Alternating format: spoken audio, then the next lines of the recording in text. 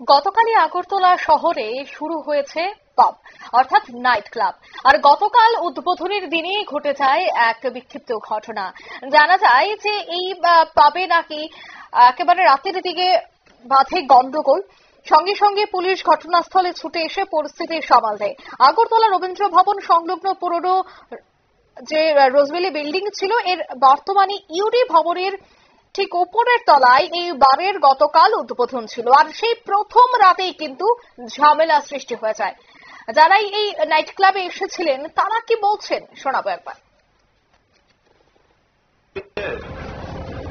আমি ঘুরতে গেছি এখানে, আমার ভয় কাপড় লাগছে, কাপেল টাকা বলে দেখা বলে এটা ত্রিপুরা পরিবেশ আমি বুঝতে পারলাম না। তারা কয় মেয়ে লাগবো লোকে, মেয়ে তারা আমার কাছে পা আসলো, তারা পাঁচ টান দিয়ে ছিঁড়ে ফেলাই দিল। আমি পাঁচ নিয়েছি, আমি ঢুকতে গেছি।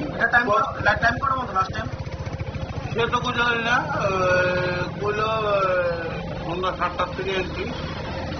তারপরে তারা কয়টায় শেষ করবো এটা জানি না, কিন্তু কাপের লাগবে না। এটা কি আমার পরিবেশ, আমার ঘরের বড় নিয়ে আমি এনে করতে একটা রোজভ্যালি একটা বিল্ডিং ছিল, এটার মধ্যে সরকার কিভাবে। আপনারা শুনলেন এই ব্যক্তি বক্তব্য। শকুন্তলা রোড স্থিত এই পাব নিয়ে কিন্তু গতকালের রাতে ঝামেলা শুরু হয়ে যায়। পুলিশ ঘটনাস্থলে উপস্থিত হয় এবং পরিস্থিতি সামাল দেয়।